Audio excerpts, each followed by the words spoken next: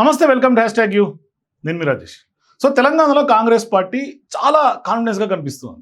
అంటే వాళ్ళు చేస్తున్నటువంటి సంక్షేమ పథకాలు కానీ, అమలు చేస్తున్నటువంటి విధానాలు కానీ, లేదంటే వాళ్ళు చేస్తున్నటువంటి రాజకీయ విమర్శలు కానీ, లేకుంటే పక్కన పార్టీలను పూర్తిగా భూస్థాపితం చేసే దిశగా అడుగులు వేస్తున్నటువంటి రాజకీయ అడుగులు కానీ, ఇదంతా వ్యూహాలన్నీ చూస్తుంటే ఖచ్చితంగా వాళ్ళ వ్యాఖ్యలకు కొంత బలం చేకూరేలాగా కనిపిస్తుంది. అంటే ఇప్పుడు ఒక రకంగా తెలంగాణలో ఎవరు అవునన్నా కాదన్నా కాంగ్రెస్ పార్టీకి ప్రధాన ప్రతిపక్షంగా ఉన్నది బీఆర్ఎస్ పార్టీ. అంటే గెలవకపోయినా సీట్లు ప్రతిపక్ష పాత్ర అయితే పోషిస్తుంది బీఆర్ఎస్ పార్టీ. బీజేపీ ఒక రకంగా చెప్పాలంటే నామమాత్రపు పాత్రే పోషిస్తూ ఉంది. ఇది అందరికీ రాజకీయ వర్గాల్లో ఉన్నటువంటి వాళ్ళందరికీ, రాజకీయాలు నిశ్చితంగా గమనిస్తున్నటువంటి వాళ్ళందరికీ కూడా తెలిసిందే. బీజేపీ పార్టీ అధికారంలోకి రావాలని ఒక లక్ష్యం పెట్టుకున్నప్పటికీ వచ్చే అవకాశాలు, విజయ అవకాశాలు ఎంతవరకు సాధ్యమవుతాయి, సాధ్యాసాధ్యాలు అనేది $1 మిలియన్ క్వశ్చన్. దీంట్లో ఈ డిబేట్ వేరే, దాని గురించి మనం ఎక్కువ ఇన్డెప్త్కి వెళ్ళాల్సినటువంటి అవసరం లేదు. కానీ ప్రధానంగా ఇప్పుడు అందరినీ కదిపితే అందరూ అనుకునేది ఏంటంటే నెక్స్ట్ బీఆర్ఎస్ అధికారంలోకి వస్తుంది అనేది బయట ప్రజల్లో ఉన్నటువంటి చర్చ ఒక రకంగా. కానీ సీన్ కట్ చేస్తే బీఆర్ఎస్ పార్టీ ఇప్పుడు దాని గ్రాఫ్ చూస్తుంటే వరుసగా ఇట్లా డ్రాస్టిక్గా కుదేలవుతున్నటువంటి పరిస్థితి కనిపిస్తుంది. అంటే వరుస పెట్టి వివాదాలైనా, వరుస పెట్టి రాజకీయంగా ఒక రకంగా పూర్తిగా డ్యామేజ్ కంట్రోల్ చేసుకోలేనటువంటి విధంగా బీఆర్ఎస్ పార్టీ తలమునకలు అవుతూ ఉంది. అంటే వాళ్ళకే ఏం చేస్తున్నాం అర్థం కానటువంటి పరిస్థితిలో ఒకవైపు కవిత, మరోవైపు కేసులు, ఇట్లా వరుస పెట్టి ఉక్కిరి బిక్కిరి అవుతుంది. మరి ఈ వ్యవహారాన్ని కాంగ్రెస్ పార్టీ క్యాష్ చేసుకుంటూ ఉంది. మరోవైపు ఇప్పుడు సీఎం రేవంత్ రెడ్డి గతంలో ఒకసారి ఉమ్మడి పాలమూరు జిల్లాలో బహిరంగ సభలో మళ్ళీ నేనే సీఎం అని ఆ రోజు ఆయన ప్రకటించారు. ఇప్పుడు తాజాగా టీచర్స్ డే రోజు నేనే మళ్ళీ సీఎం అవుతా, మీరందరూ టీచర్స్ అందరూ బాగా పనిచేస్తే ఖచ్చితంగా నేనే మరోసారి ముఖ్యమంత్రిని అవుతా. మరొకసారి గతంలో అరవింద్ కేజ్రీవాల్ ఢిల్లీలో రెండోసారి గద్దెనెక్కడానికి కూడా విద్యా వ్యవస్థను ఆయన సక్రమంగా ముందుకు తీసుకెళ్లి ప్రజలకు విద్యను పూర్తి స్థాయిలో అమలు చేసినటువంటి ఆ విధానాలే ఆయన్ని మళ్ళీ సీఎం చేశాయి. నేను చాలా స్వార్థపరుణ్ణి, నాకు మళ్ళీ సీఎం అవ్వాలంటే మీరందరూ కూడా మంచిగా పనిచేయండి అంటూ వాళ్ళకు ఒక గైడ్ లైన్స్, దిశానిర్దేశం ఇచ్చారు. అంటే భవిష్యత్తులో మళ్ళీ నేనే సీఎం అనే అంశాన్ని స్పష్టంగా చెప్పారు. ఇక పిసిసి చీఫ్ మహేష్ కుమార్ గౌడ్ కూడా తాజాగా జరిగినటువంటి చిట్చాట్లో ఆయన స్పష్టంగా చెప్తూ ఉన్నారు, వచ్చే ఎన్నికల్లో రేవంత్ నాయకత్వంలోనే మేము మళ్ళీ ఎన్నికలకు వెళ్తాం, ఇక మళ్ళీ కూడా 5 ఏళ్ళు రేవంత్ సీఎంగా కొనసాగుతారని చెప్తూ ఉన్నారు. మరోవైపు భవిష్యత్తులో బీసీ సీఎం కూడా కాంగ్రెస్ పార్టీతోనే సాధ్యం అవుతుందని కూడా TPC chief Mahesh Kumar chit చాట్లో చెప్పినటువంటి పాయింట్స్. సో ఇట్లా సీఎం రేవంత్ రెడ్డి వ్యాఖ్యలు ఒకవైపు, మహేష్ కుమార్ గౌడ్ తాజాగా చేసినటువంటి వ్యాఖ్యలు, మళ్ళీ మాదే అధికారం, మేమే అధికారంలోకి వస్తాం. సో ఇది ఒక రకంగా చెప్పాలంటే కాన్ఫిడెన్స్ అనేది కాంగ్రెస్ పార్టీ నాయకులు చెప్తున్నారు. కొంతమంది ప్రతిపక్ష పార్టీలు ఇతరులు చెప్తుంది ఏంటంటే ఇది ఓవర్ కాన్ఫిడెన్స్ అని.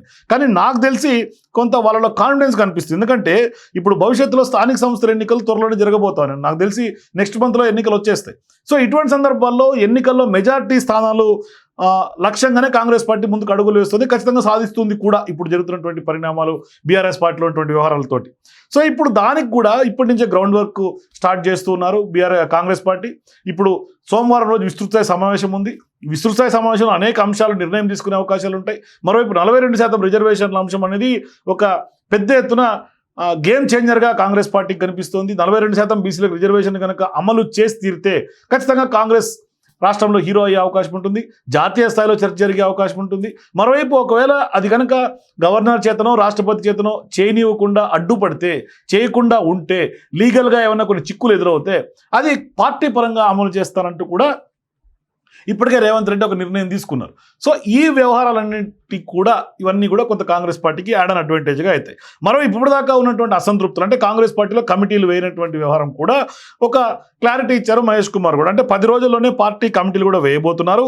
వారం 10 రోజుల్లో పార్టీ కమిటీలకు సంబంధించిన అన్నీ కూడా వేస్తామని కూడా పిసిసి చీఫ్ చెప్పినటువంటి వ్యవహారంలో కార్పొరేషన్ పదవులు కూడా వచ్చే నెలలో భర్తీ చేస్తామంటూ కూడా క్లారిటీ ఇచ్చారు.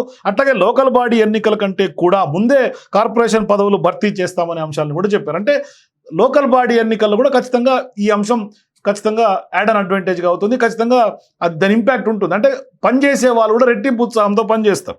సో ఇప్పుడు జిల్లా ప్రెసిడెంట్ల కోసం జాతీయ నాయకత్వం ఒక ప్రొసీజర్ ప్రకారం ముందుకు వెళ్తోంది.